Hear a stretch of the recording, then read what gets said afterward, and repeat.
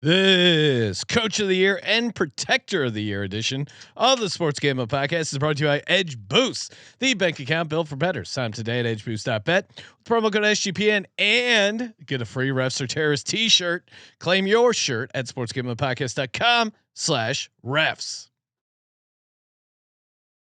This is Brian Bosworth, aka The Boz, and you're listening to SGPN. Let it ride, brother. Peace out. Boz out.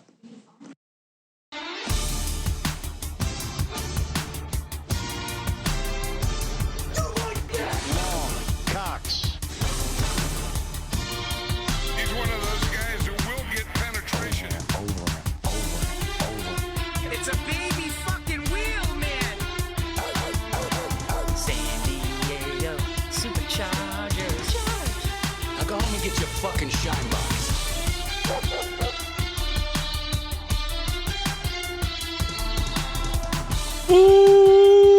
Welcome everyone to the Sports Gambling Podcast. I'm Sean, stacking the money green with my partner in picks, Ryan, Real Money Kramer. What's happening, Kramer? Dog.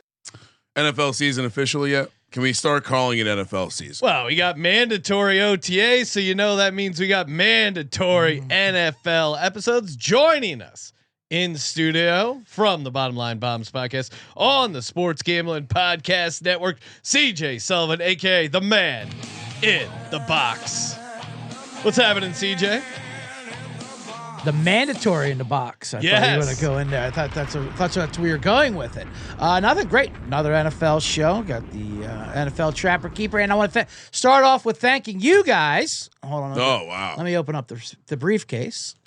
Oh, great, great. Yeah. Careful, CJ. We're gonna turn into an ASRM channel. And this is just a little NFL future that.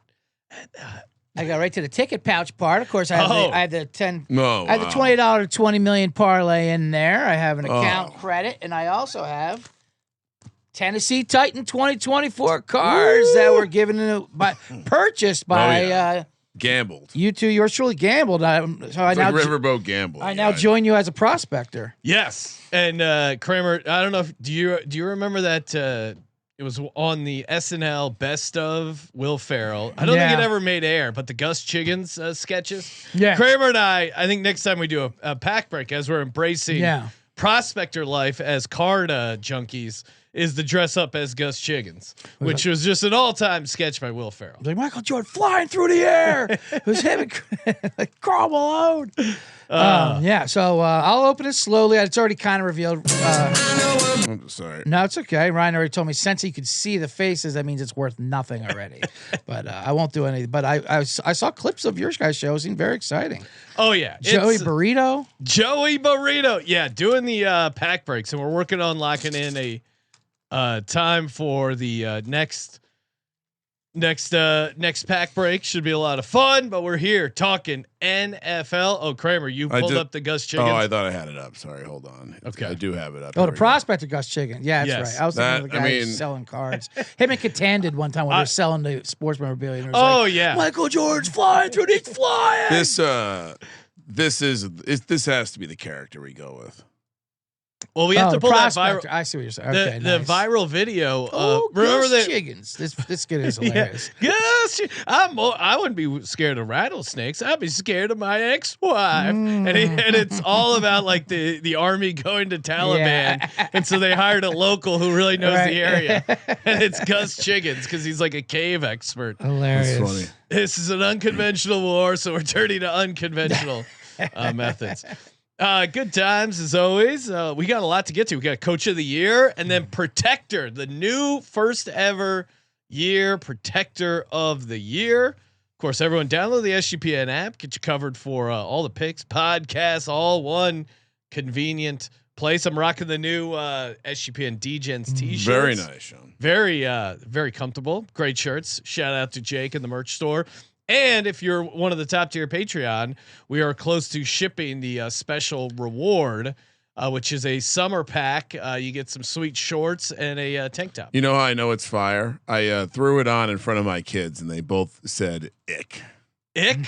Yeah, like so that must. So that's that bad means though, no, right? As their dad, if I'm looking fire, they don't like it. So I must have been looking fire. What Right. did you get anything in the pack, CJ? Not the foreshadowing, but I think. Ooh, I mean, potential protector of the year, JC four Latham. cards. JC Latham, protector of the year possibility. Nice. I mean, he's a possible franchise tackle Nice. on top, and then right behind it, a nice little receiver room. We have Calvin Ridley, Nuke, DeAndre Hopkins, and Treylon Burks. Oh, Treylon Burks. I That's mean, funny. that's a nice trio. So- Titans ran out there. How did Will Levis not lead the league in passing yards? Before we get to the awards, we should warn people that Cam Ward's teammate, Xavier Restrepo, who was signed as a free agent, is lighting up mini camps. So if you're in the fantasy streets already, late round stack. Anyway, nice work with the JC Latham. Thank you very much. That's when you told me about Titans. I got very excited for the JC Latham. I almost came over here early. Xavier, undrafted free agent, right? Didn't someone predict him to go like second, like the best? I think a lot of people thought he would be But drafted. then he ran like a 5.3 or something crazy. Slow in underwear. I like it. It is weird how they do say it's like pretty correlated. It doesn't make sense, but What speed? well, no, that 40-yard dash time Oh, yeah. and offensive lineman would matter because they're never actually running 40 yards. I see what you're saying. No, we were talking the receiver. Oh, Or okay. you were talking. I was talking Layson. receiver. No, yeah, Xavier yeah. for sure. Yeah, no, I think in general, No, Latham was drafted top 5, right? Yeah. I thought you were talking about Latham. I think speed. The reason speed is generally a good trait to measure is it's like basic Quickness, though. athleticism. They're more quick than fast. Your Lad McConkey isn't fast. I He's know, quick. but the problem you end up with, like with these extreme outliers, Wandell Robinson on the what are you trying to do, Sean? I'm trying to pull up. How do I add a image to the? All right, we're gonna do this live on Sure, the see great. the plus. Yeah. Yep, click the Okay. plus. Mm-hmm. Click image, Okay. and now select your image. Okay. All right, But then does it show it uploading? That looks kind of weird. that is weird. Why is it doing that? Yeah. All right. That is leading ahead towards the coach of the year. I worked up a little sheet here.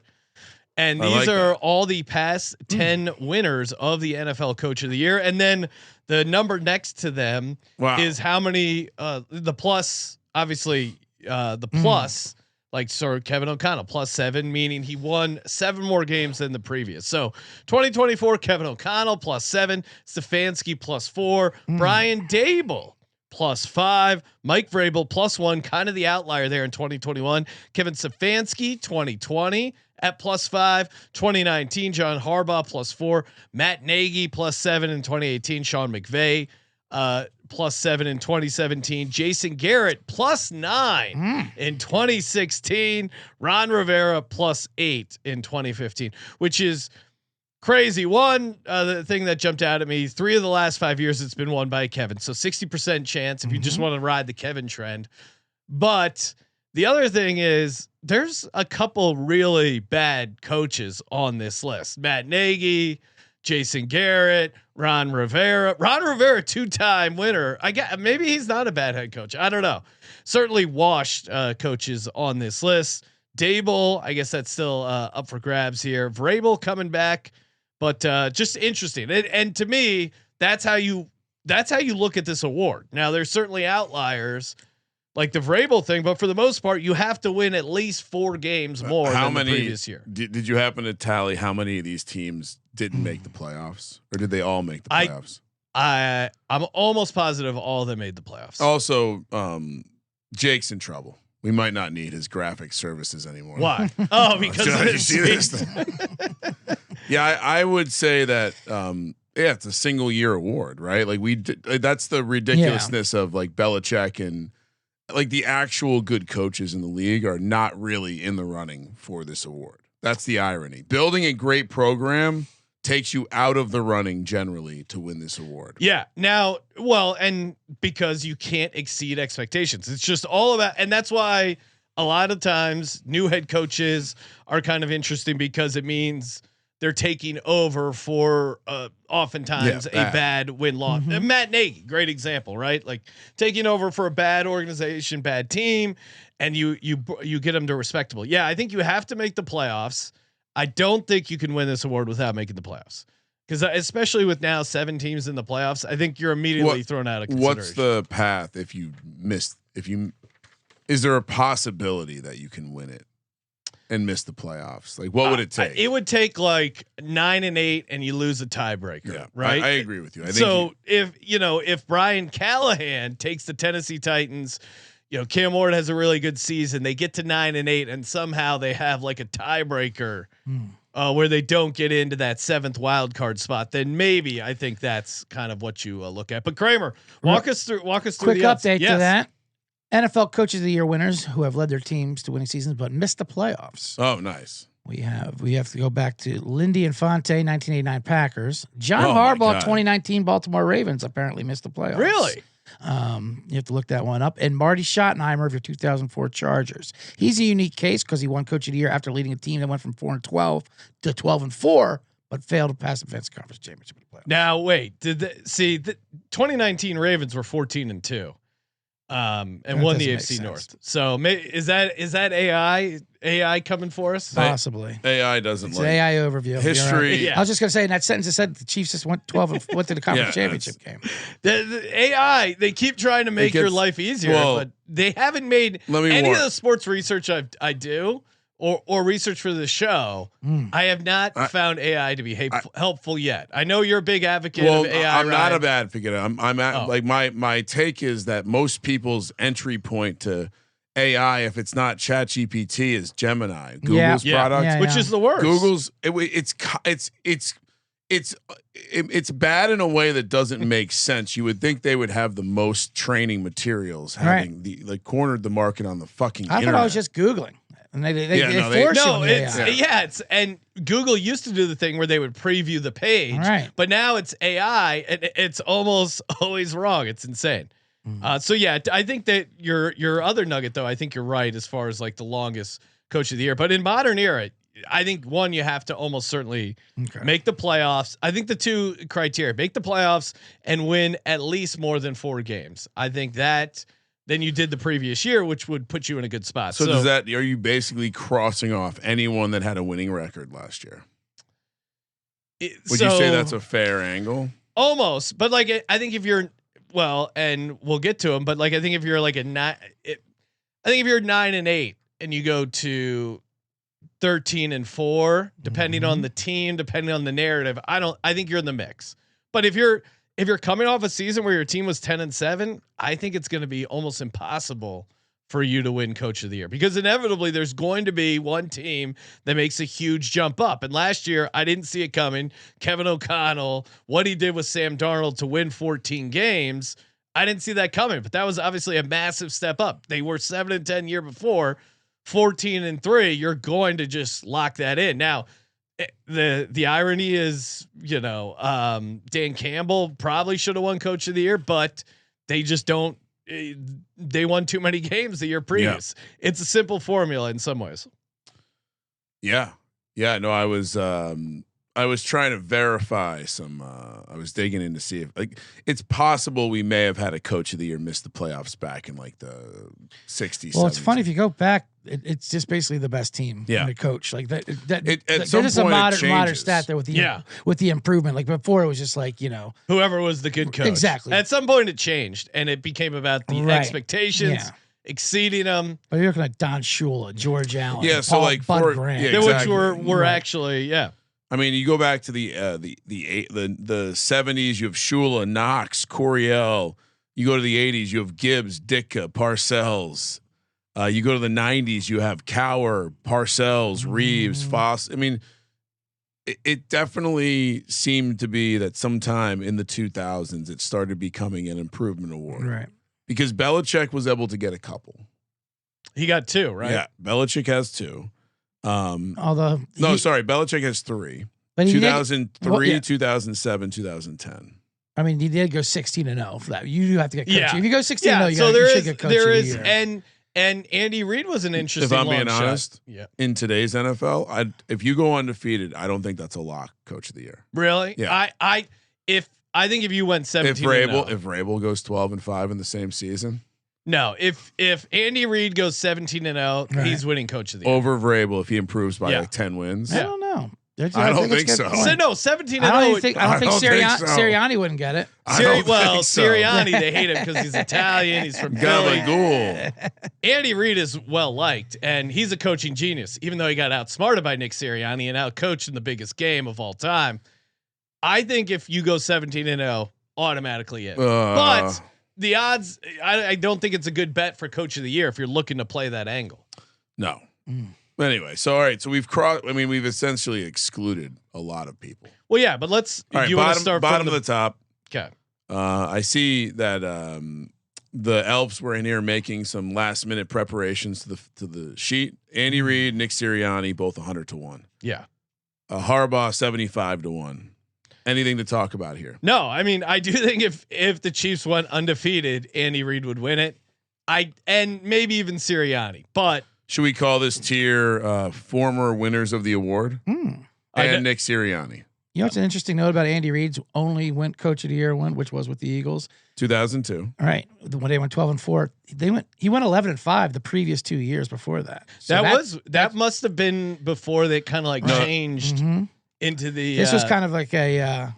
That's probably right around when it started changing. Kind of like your lifetime achievement, like they do for Oscars for a little bit, Well, and that's the other thing too. Like Andy Reid's already gotten it. Nick Sirianni, I think, would have to win another Super Bowl for people to finally realize he's a good head coach, and then maybe turn around and at some point he gets a lifetime achievement award. John Harbaugh, I don't think there's anything he can do to win Coach of the Year. Again, 17 and 0, but none of those are worth betting in my mind. I was going to say, I almost think his brother was kind of the first improvement award, but they did have a really good season. They were 13-3 that year, but they had only won 6 games the year before. So, and that was 2011. And kind of since then, it's been a lot like Bruce Arians is of the world, Ron Rivera. Yeah. All right. I'm with you. You cross all these guys off. 50 to 1 tier. Sean McDermott, Zach Taylor, Kevin O'Connell, Dan Quinn, Todd Bowles, D'Amico Ryans. There's a Kevin in there, but no. Well, Kevin O'Connell kind of is in the mix, regardless of what you think about the win improvement theory.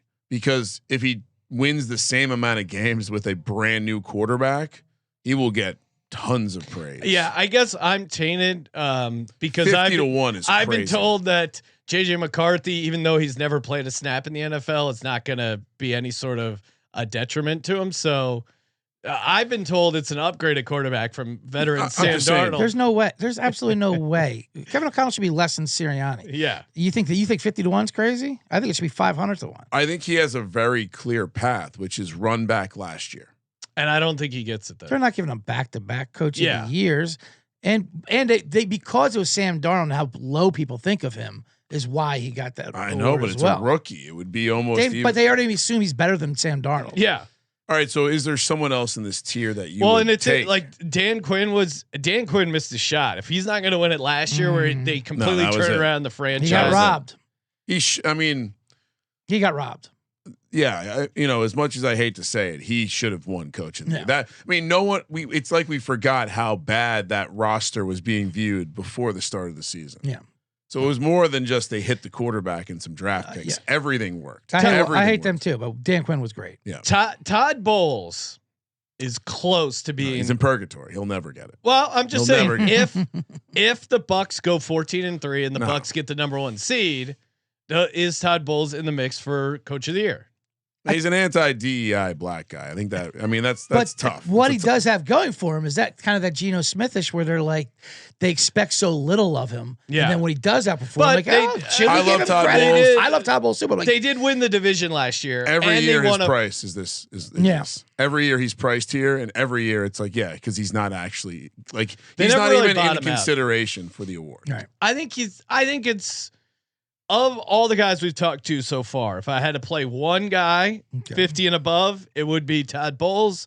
But I agree with you, Kramer. I'm not touching it. Yeah, to me, Kevin O'Connell's path makes more sense to me, which is there's not another candidate that really stands out, and he has an amazing year with JJ McCarthy in his first year. Okay. He does what most people don't think he's going to do, but your mentions may. Well, and also I think there's an angle of exceeding your win total. What is the that was the other thing, right? Like the Minnesota win total, I think was like what 6.5 last year. it was. I mean, again, because he was.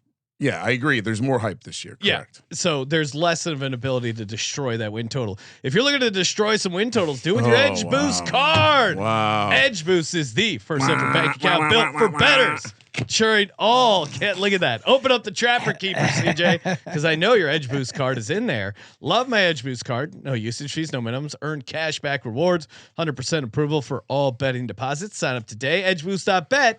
With promo code SGPN. Last week we're offering the free Refs or Terrorists t-shirt. So go to sportsgamblingpodcast.com/refs to claim your free t-shirt. And of course, shout out to the beautiful Circa. Circa, awesome place to hang out. Man in the Box was just hanging out there with us. Got to spend a nice day hanging out, watching Stadium Swim. Yeah. You joined us on the VSiN show, hanging out all over Circa. It's great place to eat, to hang. The Legacy Club. It really is awesome. Great place to host your fantasy football draft.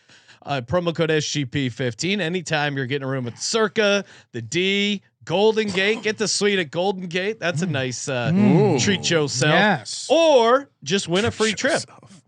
Sportsgamblingpodcast.com/circa. Enter for free. All you got to do, give them your name and your email. They should have it already on file because you and 11 friends win a 2-night stay, $5,000 bar tab at Stadium Swim. You get the cabana, the limo. They do it. They take care of you over at Circa. Sportsgamblingpodcast.com/CIRCA. Kramer also went on a nice heater there on the NFL slot machine. Got some hand pay. I mean, Sean, as someone who has played the slot, whatever the latest software update felt a little bit more like the old game. Oh, okay, great. I got it. I mean, and just hitting a double clutch kick. I don't know if there's much better in the game, in the universe of that game. No, it is awesome. And let me tell you, you will hit that number of 5,000 at Stadium Swim. By the way, I went there by myself. I had to have a certain number myself. I called some locals. Friend of the program, Hannibal Burris, was in town. He came by, hit the number with me a little bit there, but let me tell you, it took about 20 minutes to hit that number. Yeah, it is no problem. Yeah, it's a good hang. time. Yeah, and I mean, Stadium Swim is. I mean, we remember when Derek had us out there and he was explaining all these giant TVs, hang out at the pool all day. Incredible. It lives up to the hype. Kramer, where were we? NFL Coach of the Year. So is anyone locking down a 50-1 tier? Zach Taylor, is Zach Taylor in the mix this year? Oh no, but no chance. No. Okay. No. Yeah. No chance. I mean, again, so Zach Taylor, no. Sean McDermott, no. Kevin O'Connell. I'm not going to say full no, but I concede the argument is strong against him. Dan Quinn. Taylor has a chance. I would say Zach Taylor has a chance out of any of those guys. Dan Quinn, no. Todd Bowles, no. Mainly because they missed the playoffs. So if you run the playoffs, you go 14-3, and all of a sudden you're the 1 seed in the AFC.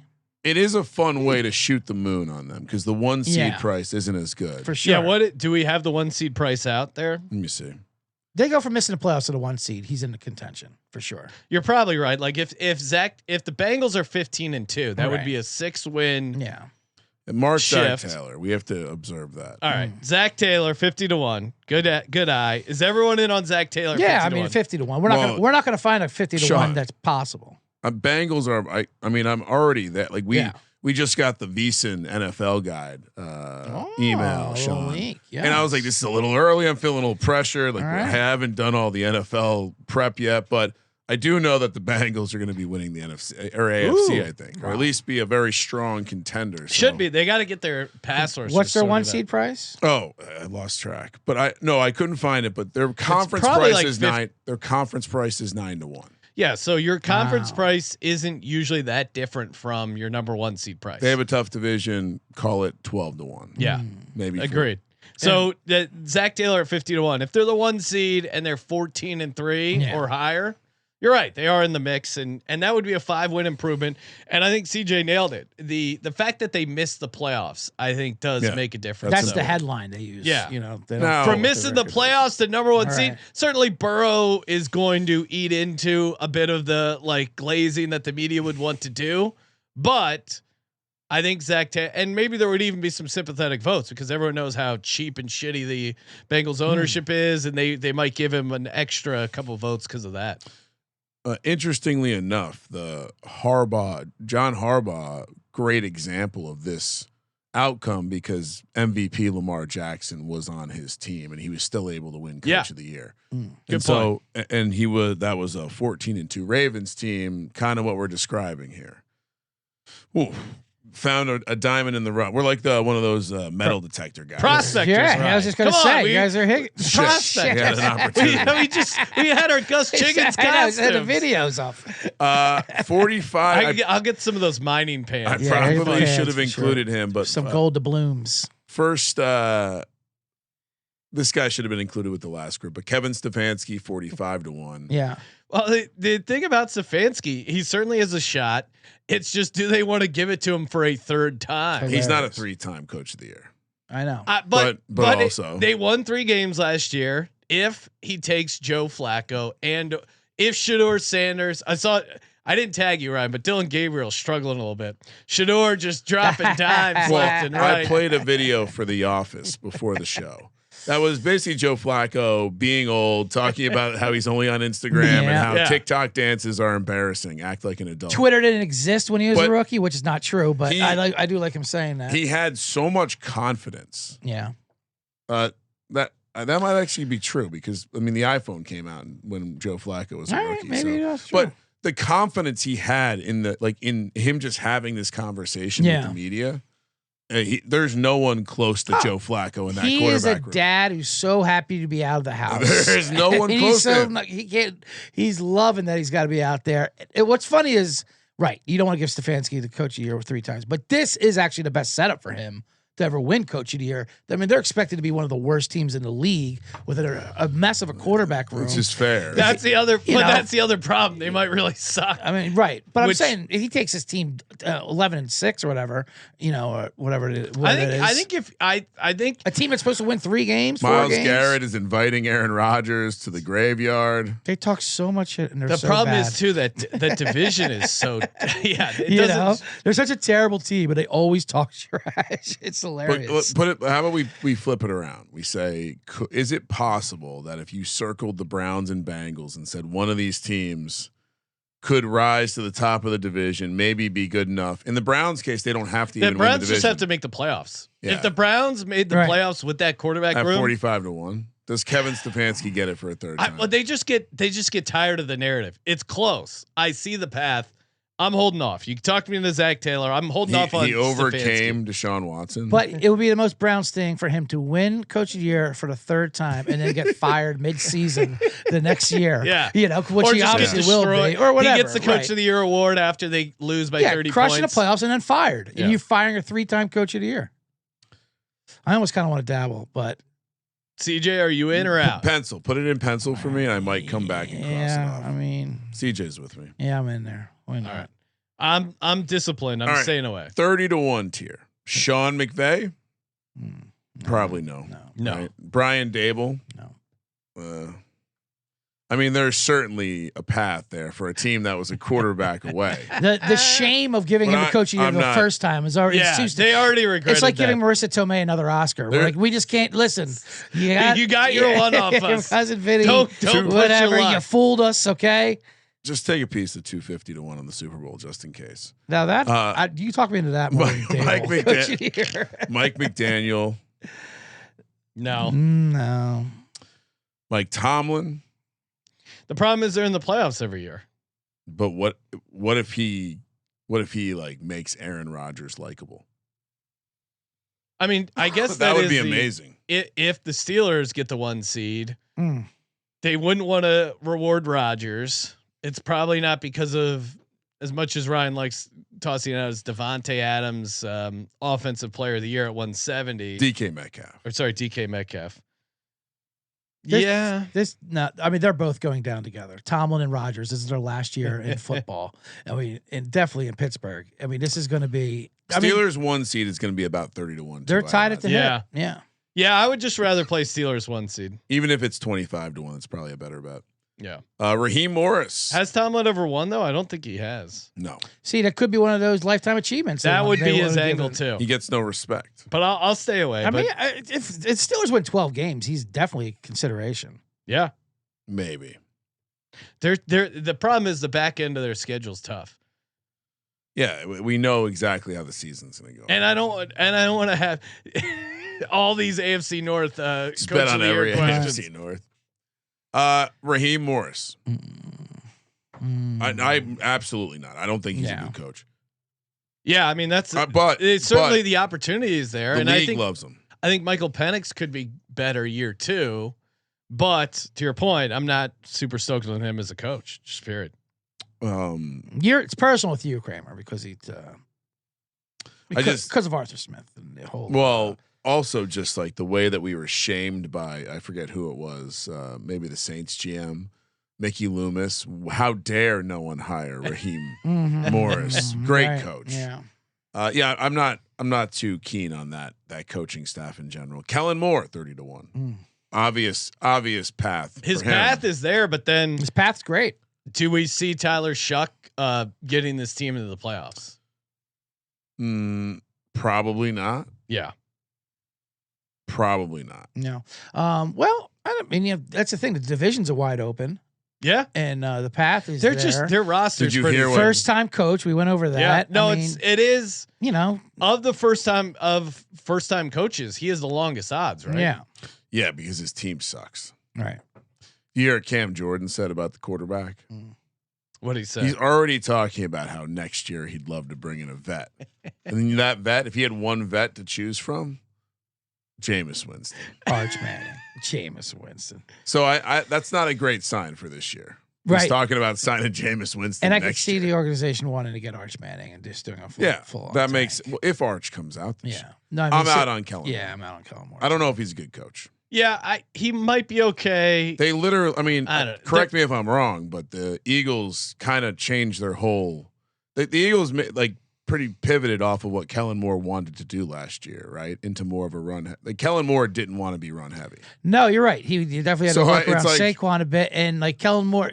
I mean, good for Kellen Moore. I mean, he did a good job, but I felt like that was more about the players. Than the coaching. He was smart. Maybe he learned some things in Dallas, whatever, as he's moved on through different jobs. But like, he seemed like almost like, even though he's young, still like seemed like yesterday's news. And well, he had a ton of heat, and then he didn't get a job, and then it cooled off, and it's. But maybe that's what you got to do to mature. So maybe he can do something down there. Tyler Shuck, the interesting aspect to him is he also how many games he's or how old he is and how experienced he is. He gets hurt a lot, as Colby will point out. I mean, Kellen Moore he went from the Cowboys to the Chargers. Right. So there was a little bouncing there, and it didn't really make sense.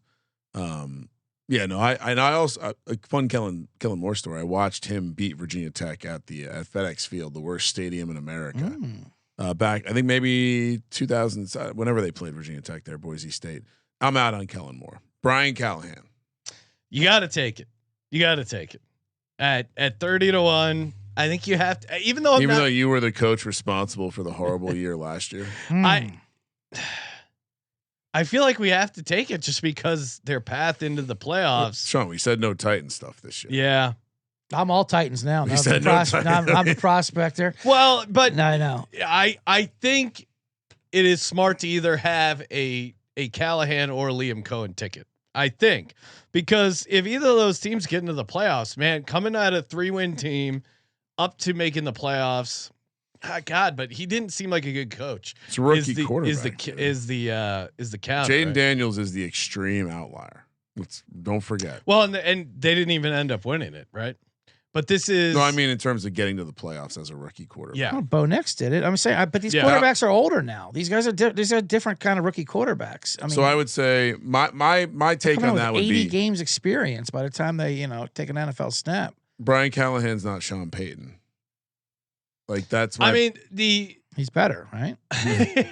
To me, what makes it tough about Brian Callahan is not that he didn't get much out of Will Levis. It's just like how he handled it and how visibly frustrated he was on the sidelines and his lack of adjustments throughout the year. Like, I think it's easy to throw Will Levis under the bus, and certainly he deserves a lot of blame for that season, but a lot of coach of the year types can make chicken salad out of chicken shit, and I didn't see any chicken salad coming out of that chicken shit. Will Levis, and maybe you put in a little mayo. I was gonna say, speaking of mayonnaise, Yeah, and people get creative with their chicken salad recipes. I didn't put see much grapes in there. adjustment. Get the hell out of there. Put me down for Brian Callahan. I mean, this makes sense. First of all, you have Cam Ward. You just convinced me. It was all Will Levis. Yeah. Towards the end of the year, the offense started looking better. That is true. I mean, Brian Callahan was hired for a reason. He was the buzz coming out of Cincinnati, but I don't like the Callahan family either. But I mean, come on, Cam Ward compared to Will Levis, and he's coming in there. How old is Cam Ward? He's got to be 25. He played at Washington State for 9 years. All right, I know I just made fun of him a bunch, but Cam at Ward 30-1, it's a good 30 price. to 1. 30-1 with the odds-on rookie of the year. Give me Callahan, or I guess it's him and Ginty. But yeah, give me Callahan. I think that They probably don't even have to make the playoffs, right? Yeah, they have to. Yeah, 9 they have and to 8? make the playoffs. Well, 9 and 8 gets you there. 9 and 8 if you're maybe. My take on them this year is last year's Bears team, maybe with slightly more offense. Maybe they turn into a fun fantasy team. Cam Ward has some of the same flaws as Will Levis in terms of the mistakes are bad. Yeah. And so that's why Cam Ward had to have all those crazy ass comebacks in college. Because I mean, Cam Ward was part of the reason that they were losing in some of those games. Granted, Miami had a bad defense, but I see the angle. But I said no Titans stuff this year. It's fair. I'm all Titans now. Brian, all right, so 25-1 now. Brian Schottenheimer. No, absolutely not. No. Get this man off. CJ, are you? Nope. Yeah. Okay. Move on. He is shoddy. No shoddy. It's almost like he's the fall guy. Matt LaFleur. No. 25-1. No. There's a decent amount of smoke there. I think I'm out on it obviously because Jordan Love is Fugazi, but I think that he would. There's a lot of people that seem to want to give him flowers for whatever reason. No, they were coming off an 11-6 year. They got into the playoffs. No, one seed. No, does the one seed get? No, I don't think so. One seed plus Love MVP season. Maybe, but play the MVP. That's not happening. Sean Payton 25-1. No, they won't give it to him. No, not after what he. No, did. I mean last year he had a shot, didn't get it. Not after what he did with the Saints. They went 10-7 last year, so I mean he'd have to win 15 games maybe.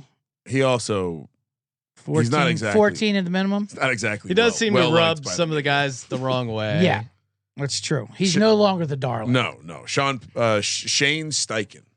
Now this is pause.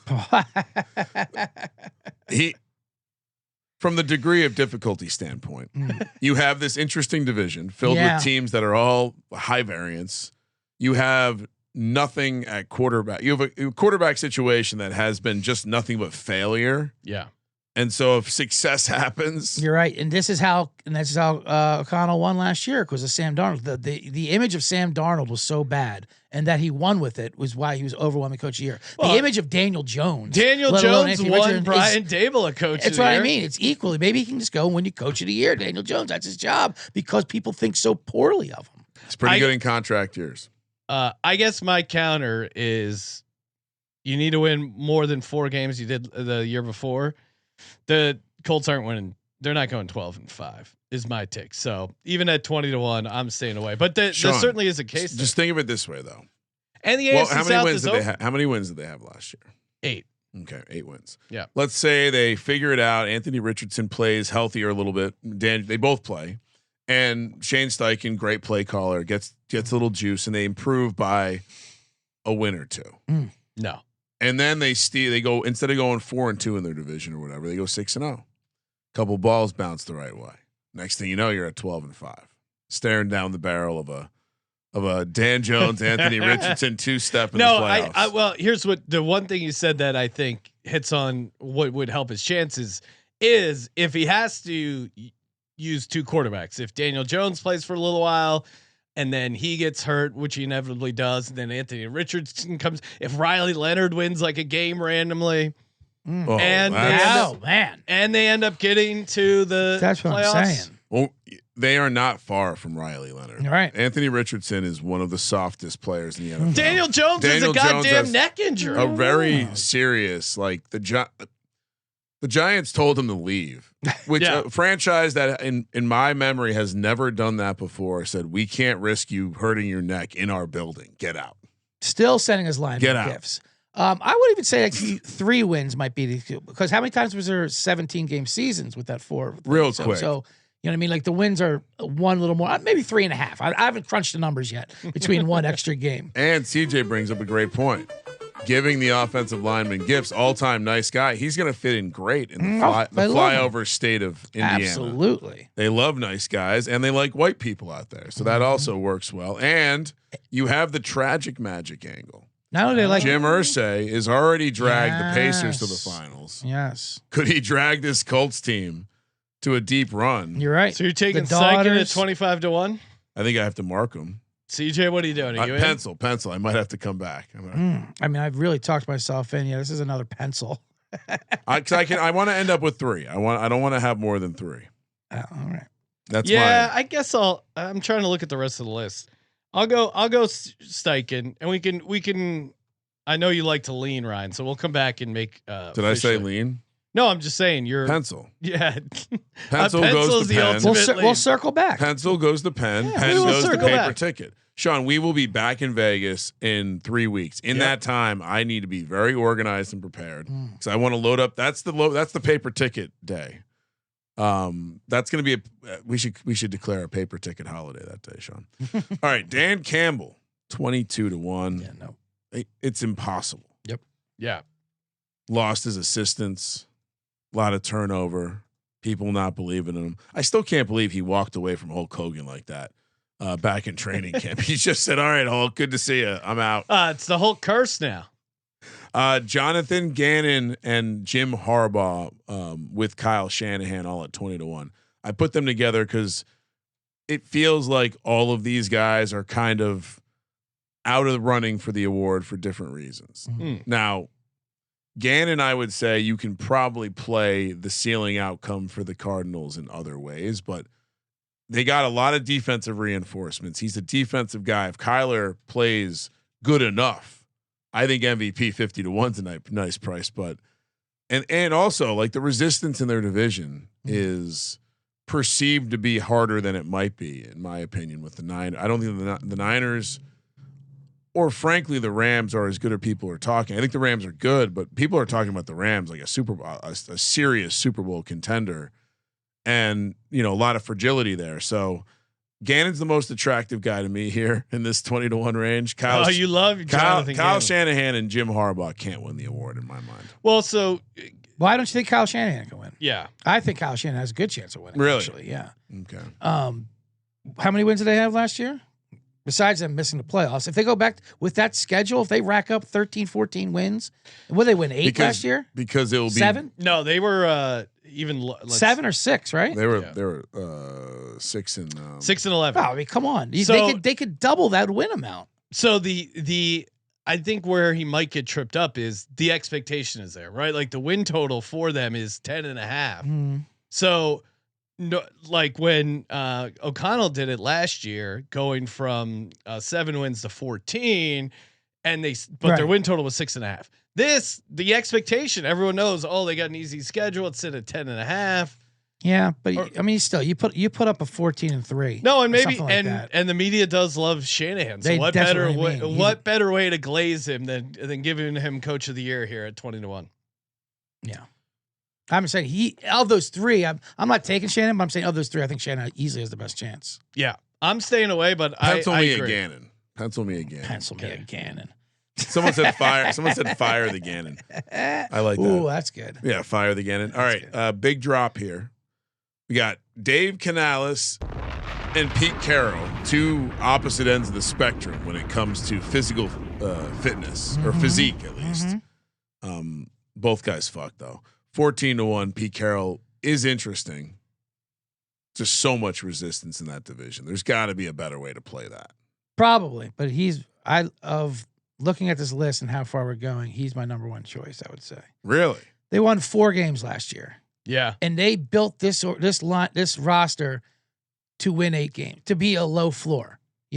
They don't care about. They're not trying to win a Super Bowl. They're not trying to win a division. They're trying not to be terrible because they've been terrible If he so takes long. the Raiders from 4-13 into the playoffs That's what at I mean. 9-8, Yep. I think he will be in the mix. And he's Pete Carroll. And- they love him.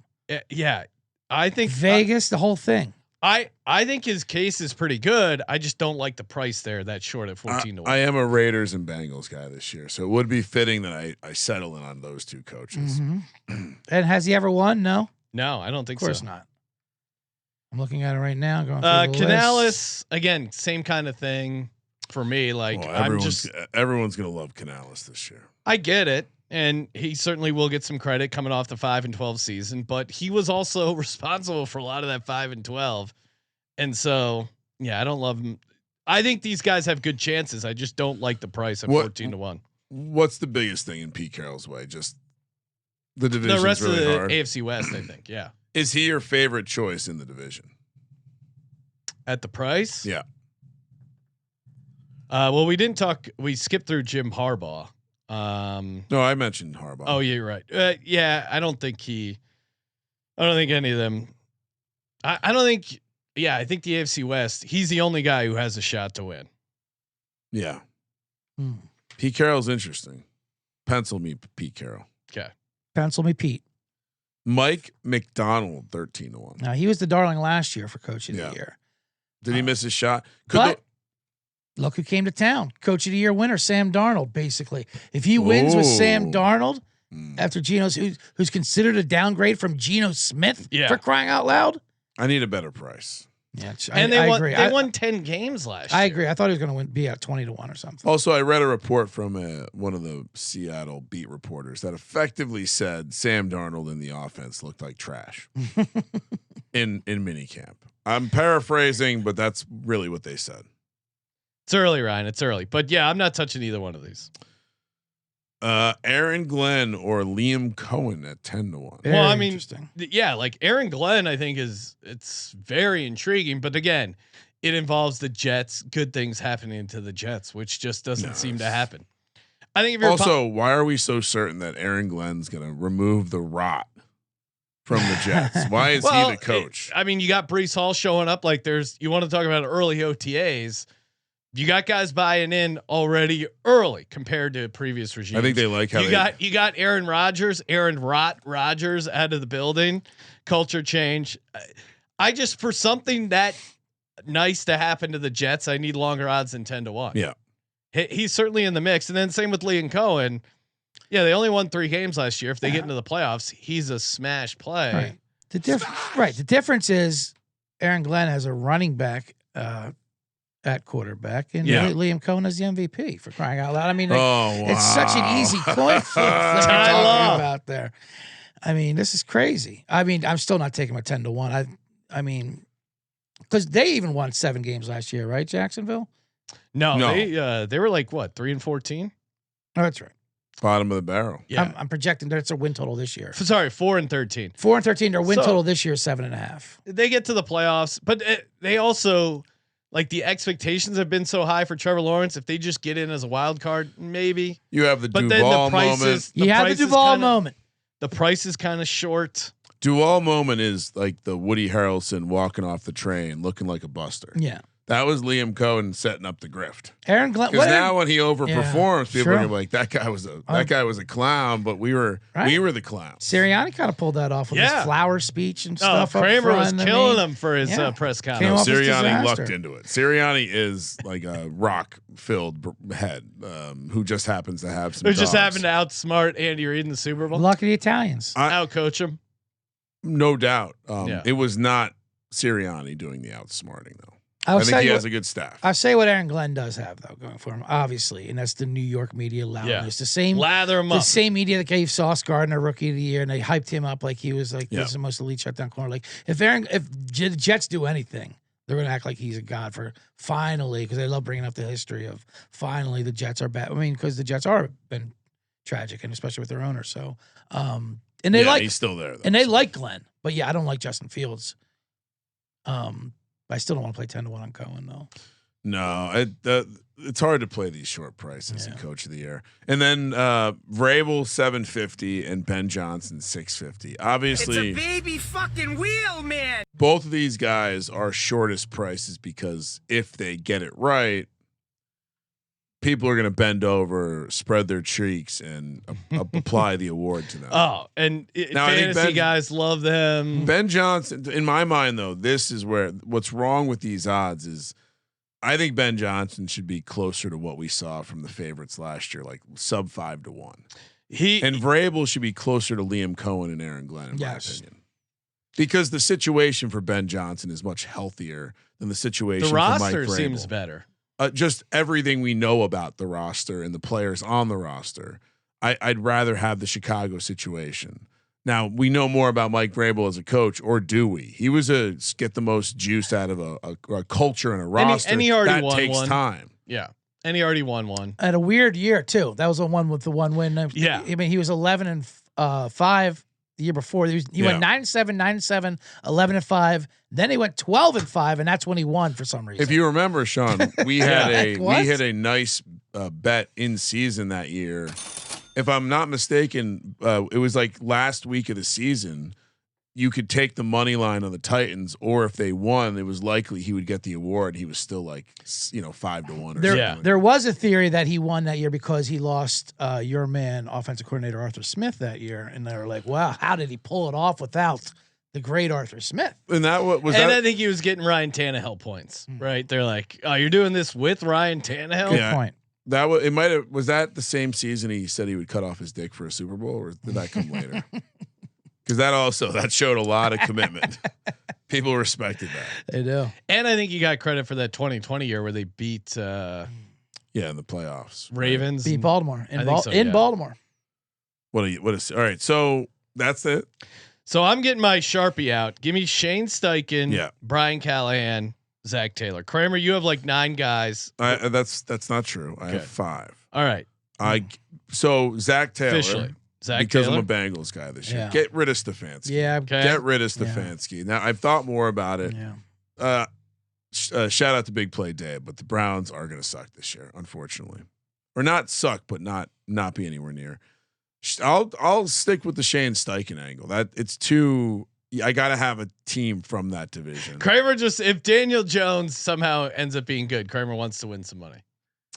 I just think it's an obvious path for a 25-1. And then give me I lied. I'll do 4. Get Sharpie up Gannon and Pete Carroll. CJ, what are your official plays? Official plays will be Zach Taylor. Yes. Yeah, clear out Stefanski. No Stefanski. Stefanski didn't make the cut. Callahan for sure. Oh, wow. Absolutely, Sharpie Callahan. Good luck, guys. Not really. Sharpie up Callahan.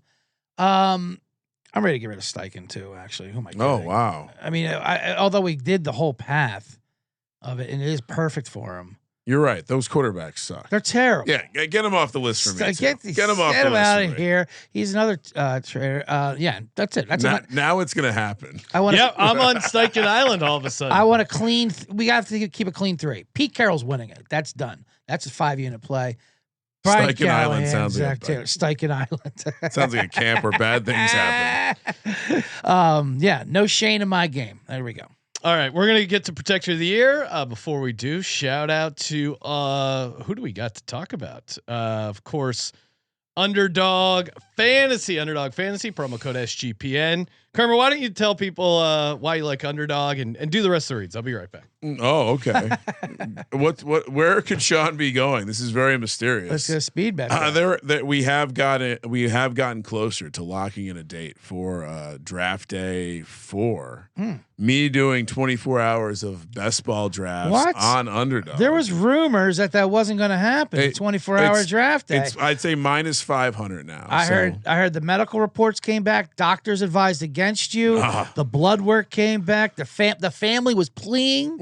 I think the family actually likes it. They get that. They get to make fun of Dad. Oh yeah. Up there. When you're on TV, you are famous once in a while, but they're at an age now where it's a little embarrassing. But yeah, so Underdog promo code SGPN, get that $1,000 bonus cash, and they got their finals extender bonus going. So yeah, hop in, use the code SGPN, $1,000 bonus. I still can't wait to find out what Sean is up to. And we have Rhythm and their new.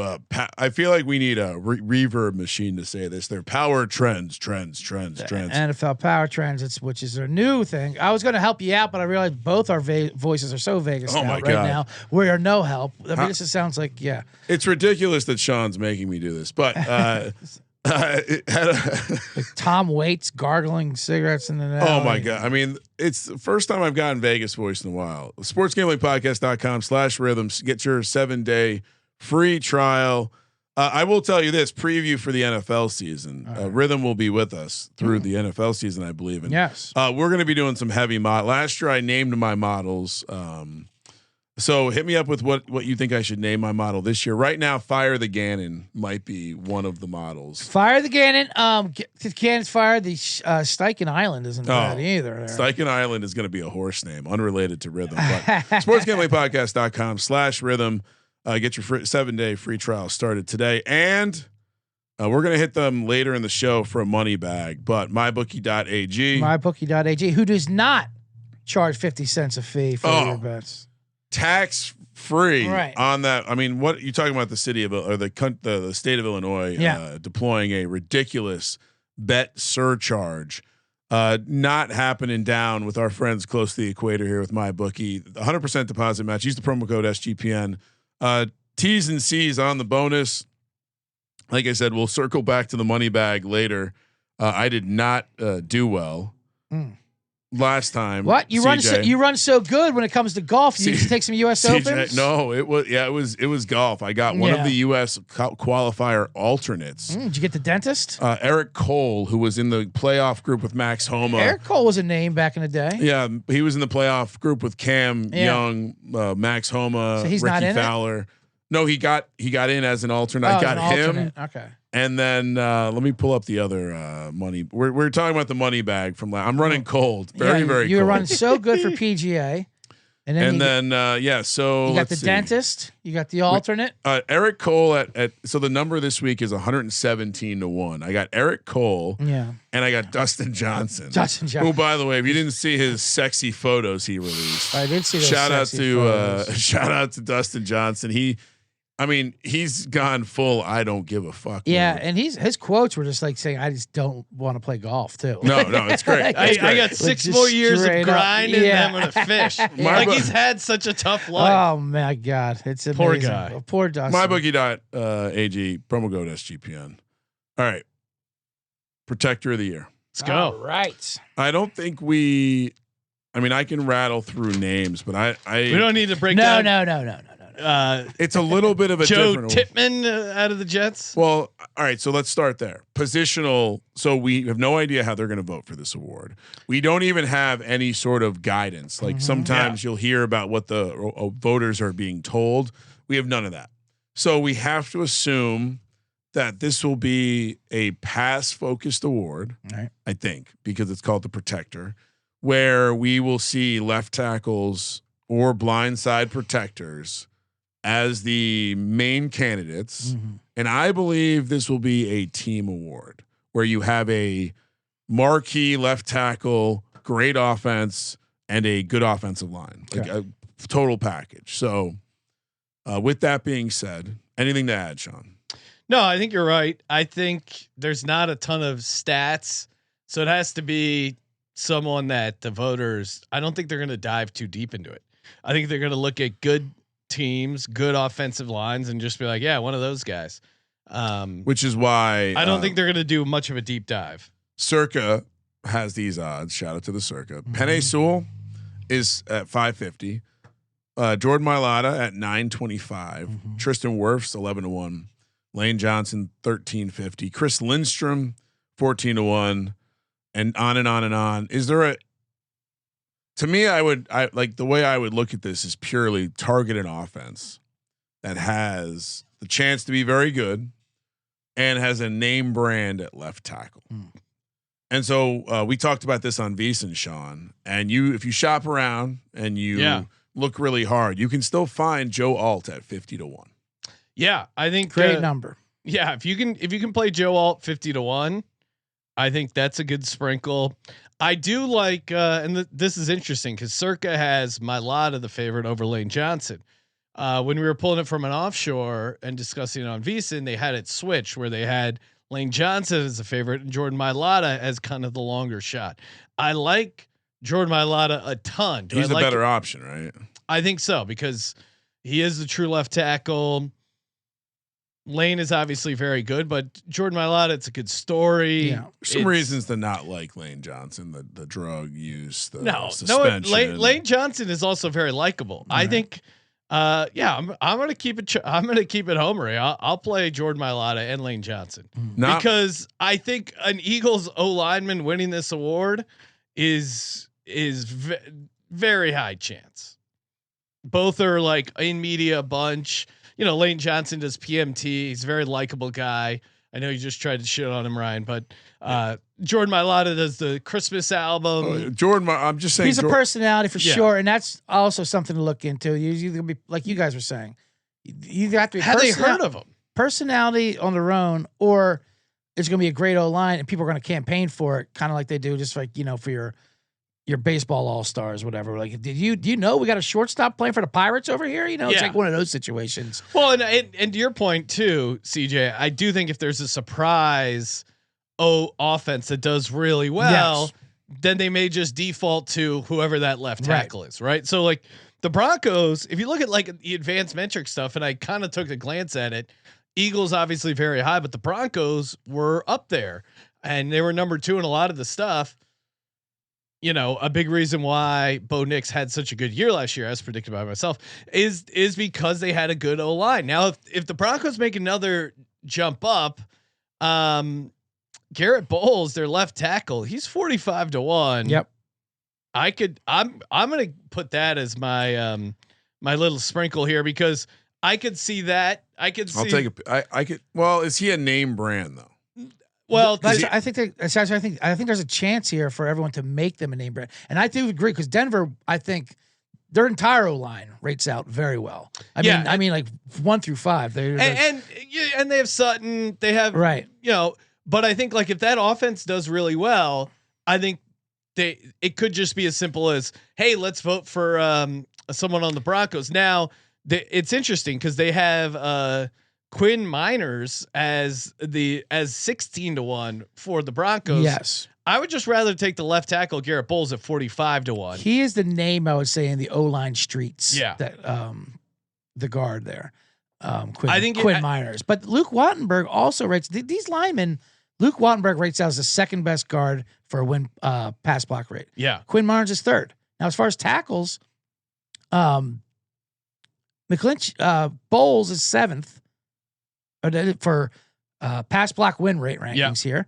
I'm looking at this ESPN stats. The other tackle, Mike McGlinchey, at 200-1, is the 6th best tackle in football. Sprinkle me on any two. See, I'm not playing any chalk when it comes to an O-line award show. You're right. What's the point? Let's just try to hit one of these things. And 200-1 of Mike McGlinchey, as a tackle, he's got a 94% pass block win rate, if you will. Above him is Lane Johnson, Joe Alt, Trent Williams, and Tristan Wirfs. That's it. And Brian O'Neill for the Vikings. Who's also 55-1. Some other interesting long shots. Although Landon Dickerson 75-1 is kind of. He plays guard. He's like he can't win the award. You have to be like Quentin Nelson. I agree. I throw out all guards. Centers too. Get them on. Get them out of here. You have to be like Hall of Fame to even be like Jason Kelsey would have maybe been possibly right. Like if this was Jason Kelsey still playing, maybe he's the Eagle that wins the award. Mm-hmm. What about someone on the Bears where you could just see? I mean, look at their odds for Coach of the Year, right? So if the market thinks they're Coach of the Year, he's going to be so well, then wouldn't their offensive linemen also be involved? I mean, Braxton Jones, their left tackle, is 115-1. Darnell Wright, I feel like is probably a guy more people have heard of. He's 60-1. He's the rookie. He was a second-year guy too. So Braxton Jones, I could see he's more of a run blocker. His win rate, 4th in the league on that. So that's something going for him. But I mean, it just could be one of those things of, hey, Bears offense is great. We got to reward the offensive line, right? I have the winner though. If you guys actually want the winner of this thing here, is it Andrew Thomas at 125 to 1? Because not. Sean, I will have a ticket on that. Yeah, that was a great ticket. That would be a fun ticket. Known as an elite left tackle on a team that's now a quarterback away. Yep. If that quarterback, which by the way, Russ is lighting up mini camp. No, I remember when I told you that number. We previewed this segment. You couldn't believe it. I'm going to have a ridiculously large bet on a protector of the year. If I would have gave you that for the speed bets, you would have been back in 30 seconds, back and forth. You would have set another good reminder record. that I beat Kramer in speed bets. CJ 2-1. I win 66% of speed betting. I do have a question about that speed and I hold bet. the world record. Maybe I'll wait for the Friday Night VC Allegedly, show. yes. We can take a deep dive. You guys can chat about it. Yeah, we can chat about it there. I was wondering how much information you got with the $10. If you would have done the $10 bill on your own, if that wasn't out there, he wouldn't have. Right. I think that. I mean, I can only imagine. I can't. If I would, I knew there's a $1,000 max at the kiosk. See, in your mind, and I'm gonna go back and pull the tape of us agreeing it's $100 bet. You have no ethics, so you would have gone to the kiosk, and I tried to go to the window, but a man was being paid hundreds of thousands of dollars in a duffel bag. In a duffel bag. What are you talking about? When in that segment did we say it has to be $100 bet? I'm gonna go back to the previous speed betting. It was a speed betting rule. What, these are commandments that we had in speed betting? We change the rules every time because CJ this time gave us an assignment. I'm going to throw that's not true. The previous two speed bettings were both $100 bets. They were all $100 bets, right? Yeah, sure. But where was that agreed to? That's why I said I'll go back and I'll have to pull. Oh, he said it always has to be $100 bet. No, that was like an assumed thing based on the previous times we did it. Oh, so an assumed thing, but not a rule. Again, I think when you play a game, there's generally assumed a fair practice, and that at that point we had done $100 bets only, so it was safe to assume that we were doing $100 bets. Yeah, but then you can't do that at a kiosk at those odds. That's why I went. That's why I went to the. Well, we never agreed it was a kiosk thing either. It was go down and place the bet. But every other time it had been the kiosk. Yeah. What? So you can assume it is a kiosk bet, but not a. No. I was, but I realized you've walked into your own logic. No, I haven't. It was a kiosk bet every time. Why would you go to the counter? Because the previous times we weren't limited. The bets I was putting in were not limited by the kiosk limit. Yeah. This time I wanted to do the honorable thing and get the $100 ticket. But there was a man being paid. But then you didn't get. Well, he was. Well, why didn't you do the honorable thing then? Because he was I had already lost. Okay. I knew at that moment when I waited for this man getting his duffel bag full. Maybe we'll have you call in Friday night and you can explain yourself. But I mean, it won't matter because Sean not good at admitting defeat. Or what do you mean? Wrong. Well, that's what I mean. We're going to need you. I wasn't. Actually, would have been a good segment. I wish I kept that as a surprise. I admit defeat. I won speed betting. Yeah. Oh yeah, no. I'm talking about just in general. If I do prove this to be something we agreed upon, sure, it won't matter. Olive Branch. Let me give you out the Protector of the Year award winner. What do you got? What CJ? if I told just did Andrew Thomas? What if I told you? And I like the Andrew Thomas ticket. I can give you a name tackle. Okay.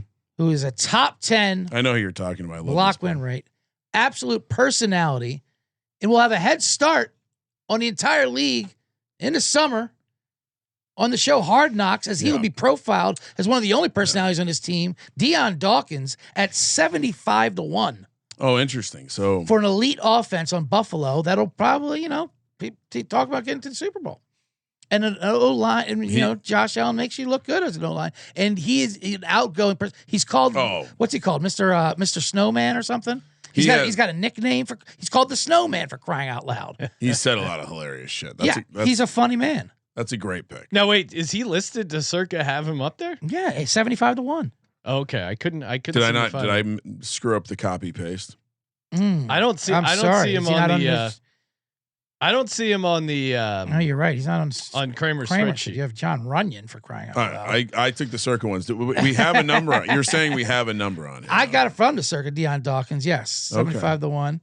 I'm gonna tail that, CJ. I love that. Yeah, great handicap. It's my favorite play. So pencil it in. Erase John Runyon. Yeah, write it over. Just write it over John Runyon. I think it's supposed to be John. It's supposed. I think that's got to be it, right? Yeah, John Runyon. He's on the Giants. Yeah, that's Deion Dawkins right there.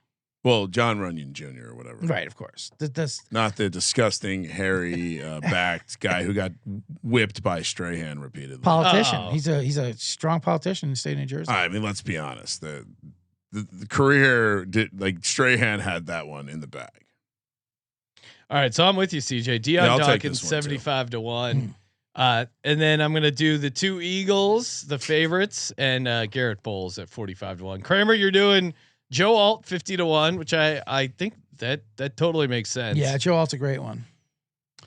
I'm also doing Andrew Thomas at 125 to 1. Yeah, that's beautiful. That'll be a fun paper ticket. I mean, we haven't talked about it, but do we even have the conversation about Taylor Decker, the other tackle that's not Penei Sewell, or is it just that Penei Sewell will win it?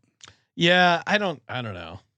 Right. Penei Sewell is like a big name. He Yeah, catches touchdowns. Name. He's such a huge favorite. And I do not see a name on J.C. Latham, my new number 1 tackle from Tennessee. They don't even bother? I would like to get a number on him. Here's a little fun anecdote I just learned after I prospected his card here. But real quick, before we get off Decker. Sure. The Mailata Lane Johnson comparison, they both have incredibly short prices on a really good offensive line. Yep. Mailata's the left tackle, which in my mind makes him the better option.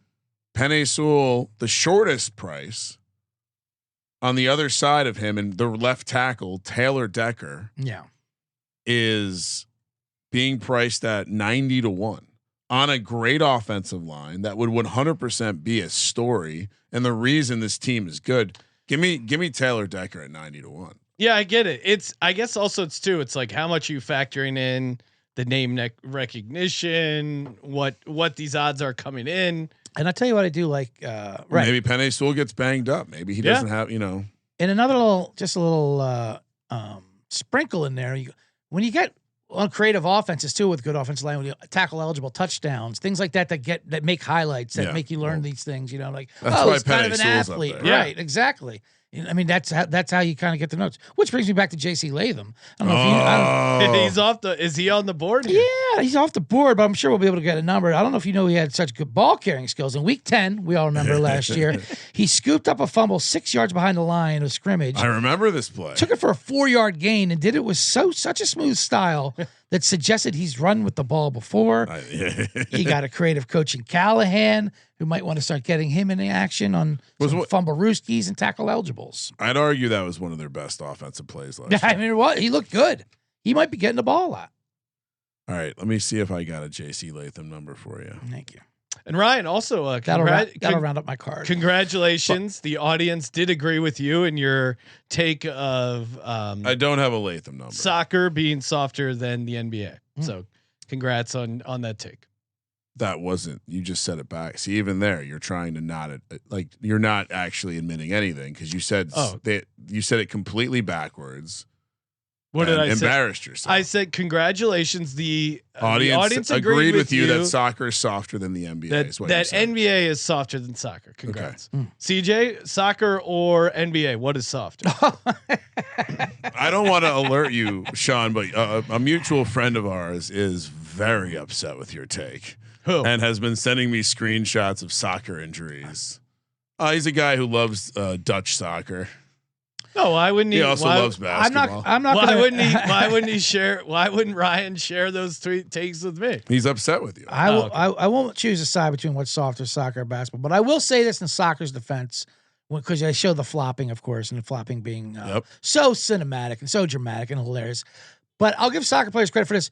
They're flopping, basically to win the game. If you get a penalty shot in soccer, the game is over. You're scoring the goal, and that's it. You win 1-0 or 2-1. It's dramatic. When basketball players are flopping, you're flopping for 2 free throws. It's like a 1% of the score out of 130 points. It's a great angle, CJ. I mean, like they're putting it on the line because they got a country back there who might kill them if they can't get a penalty shot goal, for crying out loud. You draw the foul. If you want to have fun, there's some just find one of those threads that has like deadliest places to play soccer.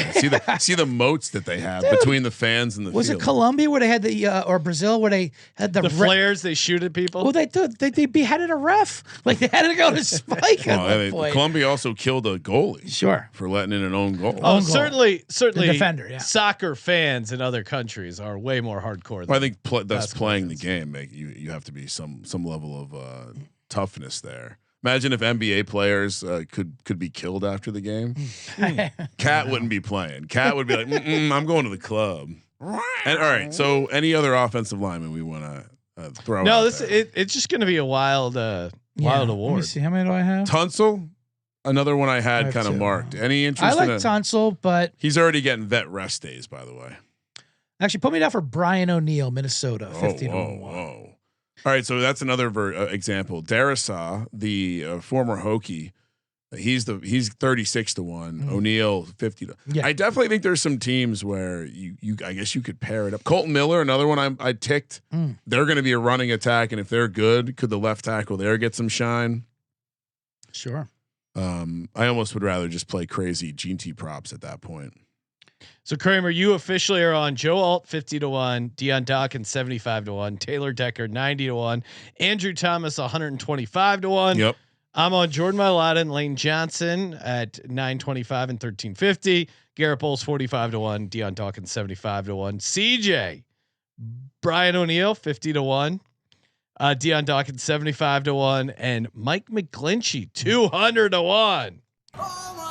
I might put $10 on Why that. not? Brian O'Neill, real quickly, only rates behind Tristan Wirfs and Trent Williams for pass block win rate. Yeah, unfortunately, his name's Brian O'Neill. Most people have never heard of him. Right.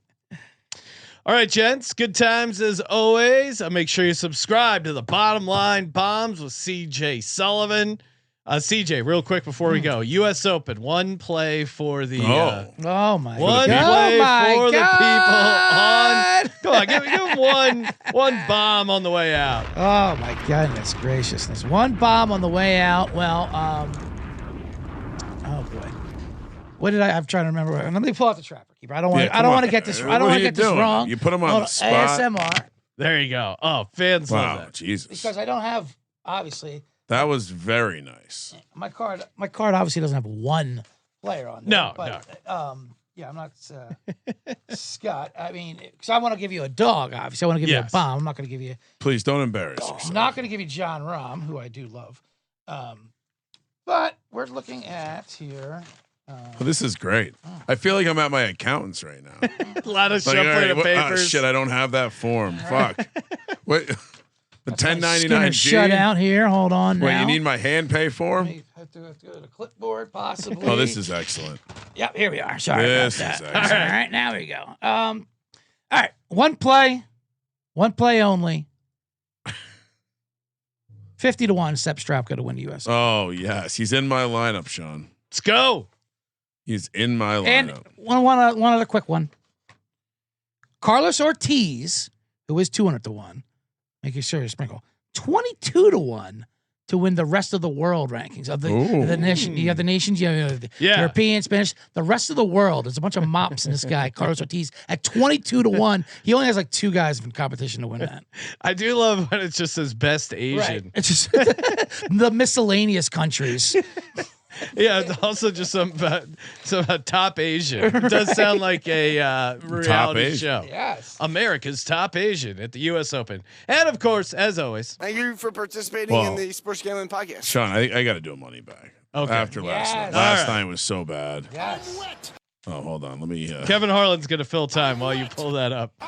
Just get. Titans are going into pouch of the Trapper, by the way. Wait, we still. How come he doesn't leave the screen? I don't understand. Gus Chiggins? Yeah, He's always with us. All right, Ryan. 170 to 1. U.S. Open future. Yeah, I got to do better than I did yesterday when I got Dustin Johnson. MyBookie.ag. I'm going medium. I'm going medium. This is exciting. And the wheel is about to spin. All right, I've gotten 2 complete donkey picks so far. Let's go. Let's go, randomizer. It's Dominic the Donkey. What was my hockey score that I got? Oh, who the fuck is Richard this? Bland. Richard Dick Bland, Bland? famous British comedian. Is this a he was in joke? Forgetting Sarah Marshall, I believe. Dick Bland. Kramer, all these guys are like 300. Run that back. Run that back. You're One getting more? CJ pissed. That might be the dentist. Kramer might be out. I might be. All right, we're gonna do a small one though this time. All right. We're gonna tempt. Well, this is when you're going to get. This is when you hit. Yeah, this is when you hit Rory. We're gonna tempt. Fate. Oh, I don't even have enough in the account right now. Wow. This is horrible. This is how Do they have a embarrassing. minimum? Let's do There it. you go. Put $10 in there. Oh, that's the last thing you want to do is hit it with $10. Trust me. You don't want a good golfer now. This is what you want, your Richard Blands. This is a sign that I should stop the money bag. You're going to ship this one. That's an electric segment, I'm going to get this. You're going to ship this one. Jose Luis Ballester Barrio. All right, Ryan, you got a lot of. Shout out to Guido. That's my. I'm a one foreigner guy. What a horrible. Shannon reminding you need 3-0 Florida, Kramer. That'll get you out of your money back. 3-0. Yeah, that's gonna be. I got 3-0 in the hockey game. Oh, nice. Panthers 3, Oilers 0. What are those odds? What was it, like 33 to 1? All right. Yeah. Something. I'm not rooting for it, but good luck to you. No, of course. Thank you for participating. I didn't mean to Sports Gambling Podcast. I didn't mean to get it. For the Sports Gambling Podcast, I'm Sean, second the money green. He's Ryan. Love it. See you tomorrow. Kramer, let it ride.